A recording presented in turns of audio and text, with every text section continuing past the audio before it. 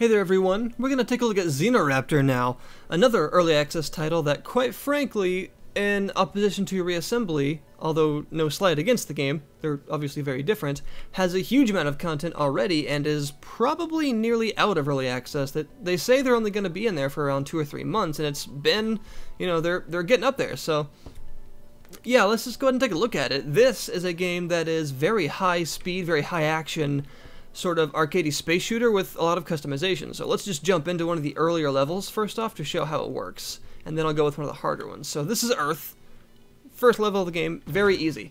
So, wait a minute. Alright, how the game is structured is that you are a cyber dragon thingy. The game has a very good sense of humor.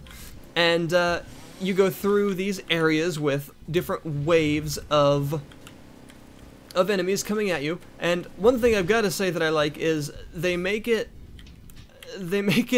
kind of feel better that the enemies hurt you when they touch you, because most of them have saw blades on the outside of them. But anyway, the game has a great sort of metal, sort of cheesy but still great soundtrack, and you're going through waves of enemies and destroying them as fast as you can for score, multipliers, you know, notwithstanding any damage, things like that, and fighting bosses. And the bosses are kind of the highlight of the game as well. They're very fun, very cool designs. And the structure of the levels is that there are 10 waves, the 5th and 10th wave being a boss fight. And as the waves go on, you'll get introduced to more and more enemy types. There will be hazards in the later levels, like explosive barrels, asteroids, things like that. And one thing I've got to give the game credit for right off the bat is the enemy variety. There's a lot of enemies, and every level actually has a good variety of them that expands as the level progresses. And the variety is actually kind of huge in this game, and as a very variety-focused gamer, that's a big deal for me. I like that a lot, and I love the high-speed nature of it. You gotta keep moving, keep going. There's another engine type that actually, this sort of dash you're seeing here, that changes that. There are various parts that you can customize, which I'll show you after I either win or die. And how it works is putting the things on your actual ship or dragon basically changes its performance in different ways. And the first boss is the mega tank here. And this little dash thing right here, I ran right into that, can actually be changed to other things, and one of the other engine types changes it to a really high speed, like, I guess you could still call it a dash, but it's really high speed, kind of short range, like almost combat blink, but not quite, because there actually is a blink you can get later on. Every time you defeat a new boss, you'll unlock a new customization part.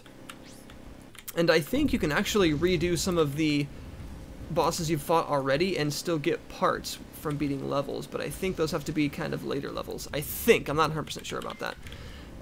Bosses or enemies will drop various sort of power-ups. You get a speed power-up, which in the bottom left you see that blue arrow meter. The speed is what you use to do your dashes or whatever kind of mobility option you have depending on the type of engine you have equipped.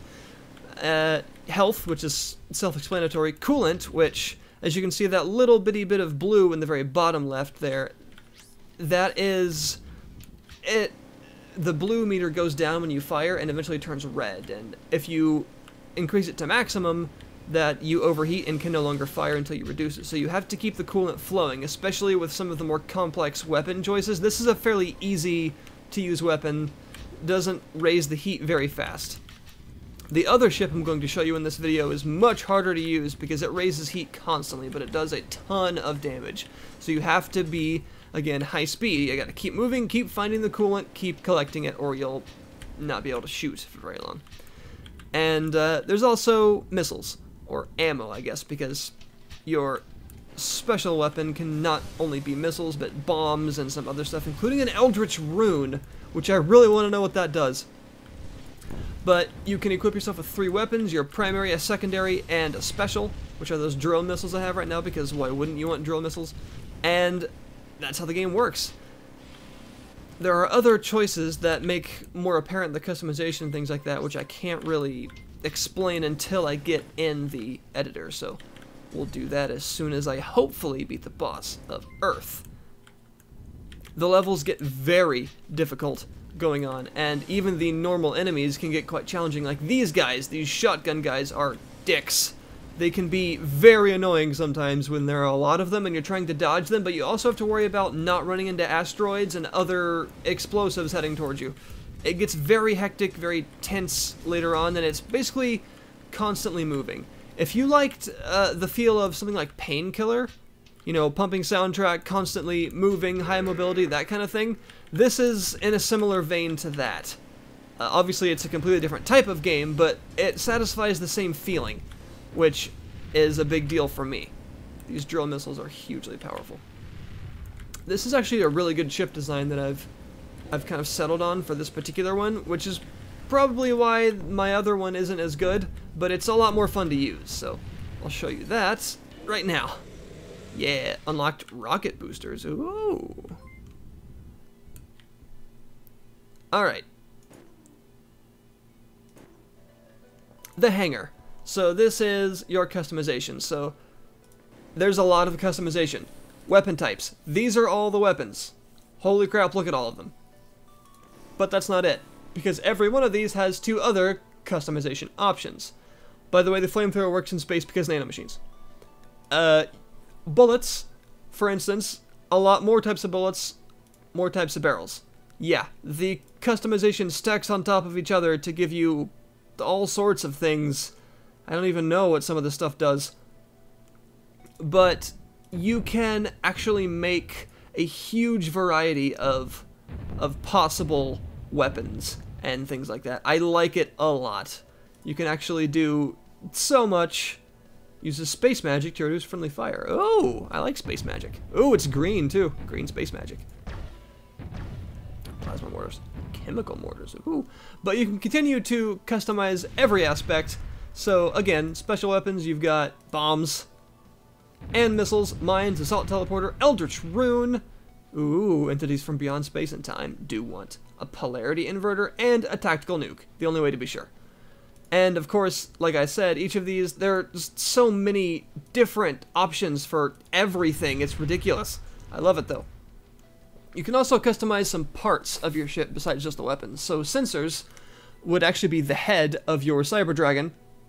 And as you can see, there are different stats that get changed, enhanced and reduced depending on what you choose.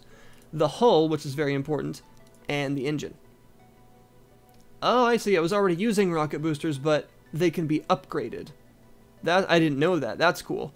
I think it's because that boss was actually the one that gives you rocket boosters in the first place, so beating them again gives you an upgraded version. That's handy. I didn't know that. And you can also change the color of your lovely thingy. So if I load up my energy worm, boop, this is what he looks like. He's got a laser, an explosive laser, and drill missiles. If I change these to bombs, what other options do I have? Size and the warhead. Can make them incendiary. Can make them safety. Safety bombs, very useful. Or plasma bombs. Huh. Too busy being electrocuted to shoot back. I really like my drill missiles, though. Mark 1. Ah, that must mean I can get even more upgrades for them. That's... okay. I am understanding. Believe in the missile which believes in you. Yes. I'm starting to understand more about this. Alright, so let's use my energy worm here and go to one of the harder levels, Phobos. Yeah, this is where things start to get very challenging, but it becomes quite cramped because of these, you know, explosive barrels, which you can use against your enemies, but they can also use against you. Large asteroids, which, once reduced in health enough, will of course break into chunks, making your life miserable, or more miserable. And this weapon builds up a lot of heat, although it does have the ability to do that. So yeah, this is where things start to get quite challenging for a player like me, not used to the really hectic stuff, but things get much more hectic. This is barely scratching the surface compared to the very late levels, and as I mentioned earlier, the boss fights are really the highlight of the game. I'm not doing very well, I'm not paying enough attention. There are a lot of bosses, and each of them more ridiculous than the next. You thought the first level bosses were interesting, well, they definitely get, yeah, even more so quite quickly. Early on, the bosses are fairly predictable, but what I've found is that later on, they come with more tactics, so actually figuring out everything about them is more challenging, which I like, of course, because, you know, easy boss strategies are never as satisfying as having to learn a bunch of attacks and weapons and stuff. And really, it's just content stacked on content. So many levels, each one with 10 waves, each one with 2 bosses, and a boss rush mode at the end, with all of the customization options you have, as well as a very, very large enemy variety, make the game just a lot of arcadey dumb fun, and there's nothing wrong with having some dumb fun once in a while, or more than once in a while, because it's just too enjoyable. And I gotta say that I really do like it. I like it an awful lot. It's something that scratches that very primal gaming itch of, I want to jump in and blast some guys in an arena, which again kind of reminds me of Painkiller. It's a weird comparison to make, I suppose, because, you know, Painkiller's an FPS and this is an arcade space shooter, but the feeling is the same in that, you know, the kind of gaming you're looking for, it's the same kind of feeling. Nothing too deep, but deep enough to be very challenging, and that's exactly what this game provides. So I enjoy it a lot. It is, of course, in early access, which is a caveat, but there's so much content here already, and I'll show you the number of levels after this, that I find it difficult to not recommend if you like arcadey space shooter action. It provides so much of that that I can't pretend that I don't enjoy it way too much, because I do. You're welcome. And I want to at least get far enough to show you the boss. The first boss, which will probably kill me. This is a pretty good design, a lot of DPS, you just very high heat buildup. Also, I need to get better at aiming that thing. There we go. See, I'm getting it. Just gotta make it to wave 5. We can do it. Come on, I believe in us. Wave 5. This is wave 4. Alright. The content on display is plenty enough for me to recommend it without caveat, even though it's in early access. The fact is, what's the main issue, the main worry of people with early access? They're gonna abandon it before it's finished. Well, there's already so much here. Kind of like my, what I said about Ziggurat, is there's already so much content available for your enjoyment that even if it was to be abandoned tomorrow, it's still a very solid game, and they of course show no sign of abandonment anyway. Oh yeah. There's enough here for me to not really feel bad about recommending the game. Again, it is a niche. It's not the kind of game that everyone will play for, you know, massive amounts of time, but the price is right. $15. 15 bucks for that. That's it. That's all it costs. Not very expensive. And I think you'll be pleasantly surprised by that when I show you the levels on offer. Okay. Yep. There we go. Get some coolant and some health. Avoid that. Get over here. Don't get hit by the really obvious thing. I bet that's really a really good weapon for bosses. This is actually just a very good build in general for bosses, as long as you can avoid being killed by them for long enough. Here we go, boss time. Load Zadaka. Yep. It's 3 of these. Oh god, big, giant, evil fucking things. Oh, that does a lot of damage.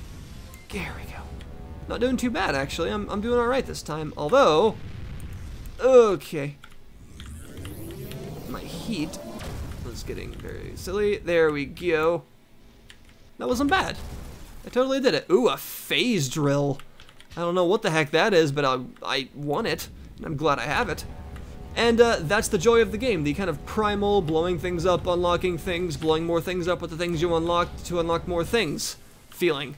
And the game hasn't nailed down. It's very clear in what it wants to do, It has no pretenses of being anything more, but it offers plenty enough in what it wants to do to be very good at it.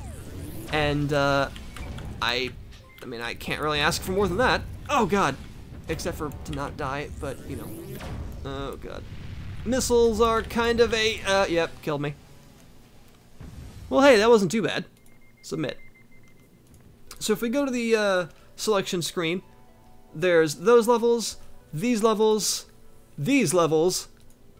and here. So there's a planet called Rage Quit. Oh god. So the content on display is not light at all, considering each of these has, you know, mini waves with a lot of enemy types and bosses that are ridiculously designed. And there's also split screen and online/LAN. So really, it's a complete package in my opinion. Very good value for money, if this is your kind of thing, and it is mine. So there you go, folks. XenoRaptor. I highly recommend it. It's a lot of fun. It's arcadey, fast-paced, customizable weapon with nice sense of humor, Cyber Dragon action. And you can play it with a friend. So there you go. Thanks for watching, everyone. XenoRaptor, available in early access for $15. Link in the description below. Go buy it. I'll see you guys next time.